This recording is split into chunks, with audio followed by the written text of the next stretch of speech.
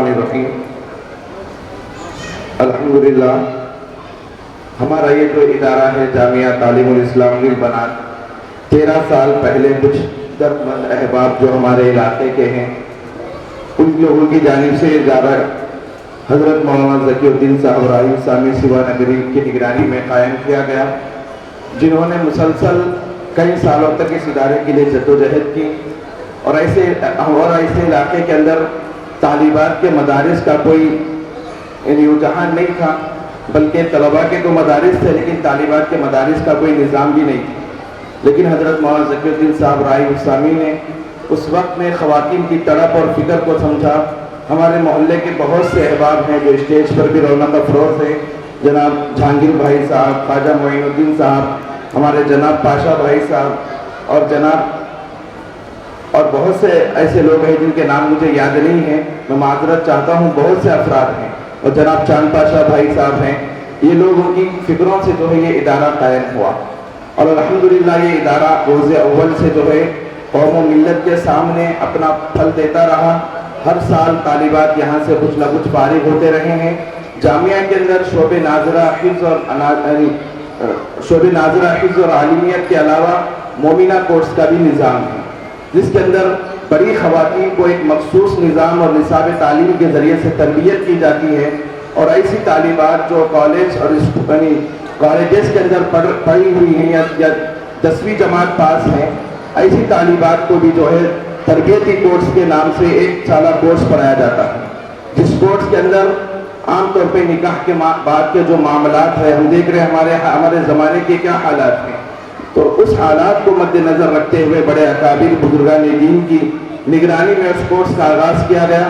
الحمدللہ اب تک جو ہے 70 طالبات ہمارے اس ادارے سے فارغ ہیں جو مومنہ کورس کی تکمیل کر چکے ہیں۔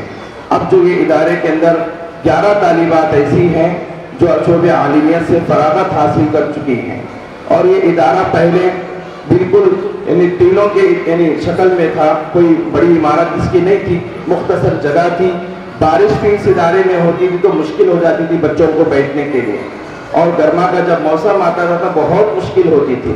حضرت مولانا ذکی صاحب ہمیشہ آتے تھے، فکر مند رہتے، مقامی احباب بھی بہت فکر مند رہے، اور سب سے پہلا جب افتتاحی بخاری کا درس تھا تو حضرت مولانا نے مجھ سے کہا تھا کہ میری بڑی خواہش ہے کہ یہ طالبات یہاں پر عالم بنے، لیکن ہم تو کچھ سوچتے اور ہیں لیکن اللہ کی طرف سے کچھ اور فیصلے ہوتے ہیں، شاید اللہ کو منظور بھی نہ تھا۔ ایک وقت ایسا آیا کہ 30 اپریل کو حضرت مولانا ذکی الدین صاحب کا انتقال ہوا۔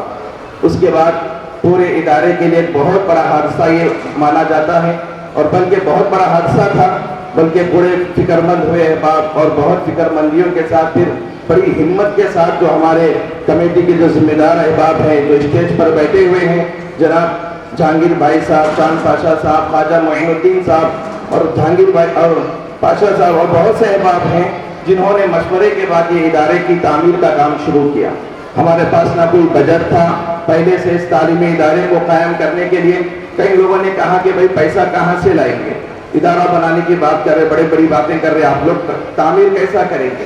لیکن ہم نے اللہ پر بھروسہ کرتے ہوئے اس کام کا آغاز کیا، اور ہمارے مدرسے کا ہر ممبر اور ہمارے مدرسے کا کمیٹی کا ہر ممبر جو ہے اس کی وصولی کے اندر اپنی سب کچھ لگا دیے۔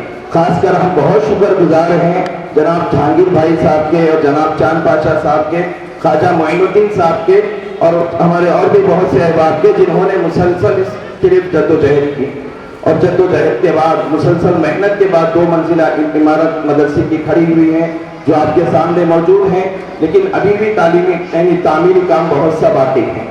حضرت مولانا ذکی الدین صاحب راہی سامی سیوا نگری رحمۃ اللہ علیہ کی وفات ہوئی تو مدرسے کا کوئی مستقل بجٹ پہلے سے نہیں تھا۔ مدرسہ ہمیشہ چندہ کرنے کا قائل نہیں ہے، اور نہ مدرسے کا کوئی ایسا نظام ہے، نہ سفیر ہے، بلکہ مدرسہ جو ہے جو فیسیں بچے دیتے ہیں، مدرسوں میں بچے کیا فیس دے سکتے ہیں ہم خود جانتے ہیں، لیکن ان فیسوں سے ادارے چلتے ہیں۔ لیکن یہ ادارہ کوئی ایک تعلیمی ادارہ نہیں ہے بلکہ ایک تحریک ہے۔ یہ ہماری جو بچیاں یہاں سے پڑھ رہی ہیں، عالم کورس کر رہی ہیں، مومنہ کورس کر رہی ہیں، آپ آ کر ہمارے علاقے میں دیکھ سکتی ہیں، یہ اپنے اپنے علاقوں میں مکاتب چلاتی ہیں، اپنے اپنے گھروں میں اجتماعات کرتی ہیں۔ ہمارے مدرسے کی طالبات کو ہم مہینے میں 1 مرتبہ تربیتی ورکشاپ دیتے ہیں، اور بچیوں کو سکھایا جاتا ہے کہ دعوت دین کے کیسے طریقے ہیں، طریقہ کار کیا ہوتا ہے، لوگوں کے اندر کیسی محنت ہونی چاہیے. اور ہمارے مدرسے کی جو طالبات ہیں کالجز کے بچیوں اور فکر کر رہے ہیں جو بچیاں ارتداد کا شکار ہیں، اور زیادہ ارتداد اور فتنوں کے جو شکار ہیں وہ کالجز کے بچیاں، اور باہر دین سے دور جو لڑکیاں ہیں اس کے اندر مسلسل جدوجہد ہو رہی ہیں. ابھی جو ہے ہمارے علاقے میں 12 سے 13 مکاتب ہمارے مدرسے کی طالبات چلاتی ہیں. بہت بڑی بات ہے. اکثر یہ ہوتا ہے کہ مرد حضرات میں بیان کرنے والے بہت مل جاتے ہیں، لیکن خواتین میں اگر کسی کو ہم لوگ کہیں کہ بھائی بیان کرو تو کوئی بیان کرنے والا نہیں ملتا. لیکن ہم اپنے طالبات کو ایسا تیار کر رہے ہیں کہ مستقبل میں ہماری طالبات جو ہے خواتین کے اندر خطاب کریں اور دعوت دین کے عظیم کام کو لے کر چلیں. اس کے لیے ان کی تربیت ہوتی ہے، مختلف ورکشاپ چلائے جاتے ہیں. بلکہ ہم نے اس تحریک کو صرف ادارے کے حد تک محدود نہیں رکھا، بلکہ پورے قطب اللہ پور کے مدارس کو بھی اس کی طرف توجہ دلائی، اور ان کو بھی کہا کہ بنات ختیجہ کے نام سے ایک تنظیم کو قائم کیا گیا جو خواتین کی تنظیم کہلاتی ہے، اور وہ بھی مستقل اس کے لیے محنتیں اور فکریں کر رہی ہیں، جس کے اندر پورے مدارس قطب اللہ پور کے اندر جتنے بنات کے مدارس ہیں وہاں کے عالمات جڑ رہی ہیں، کام کر رہی ہیں. اور ہم بڑے علماء کی رہبری اور قطب اللہ پور کے علماء سے مشورے کے یہ وقت بعد یہ کام شروع کر چکے ہیں.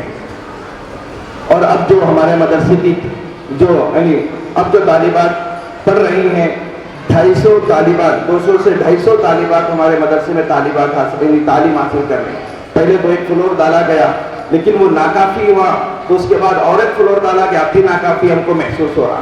تو ہم کو سوچنا پڑ رہا ہے کہ آئندہ سال بھی ہم بچوں کو کتنا کوٹا رکھنا ہوگا. تو یہ ہمارا ادارے کا مسئلہ ہے. اور دوسرا اہم ہمارے ادارے کی خاصیت یہ بھی ہے کہ صرف دینی تعلیم تک ہم نے تعلیم کو محدود نہیں رکھا، دنیاوی میدان میں بھی ہم اپنے بچوں کو اتار رہے ہیں. بلکہ مجلس علمیہ کی جانب سے بھی اب تو سلیبس تیار ہو گیا، لیکن 2 سال پہلے ہم نے ایم ایس کے سلیبس کو لے کر اور مختلف اسکولز کے سلیبس کو لے کر ہمارے مولانا اسلم صاحب ہے، بہت سے ہمارے علماء کے مشوروں کے بعد ہم نے ہمارے مدرسے کے اندر اس سلیبس کو داخل کیا.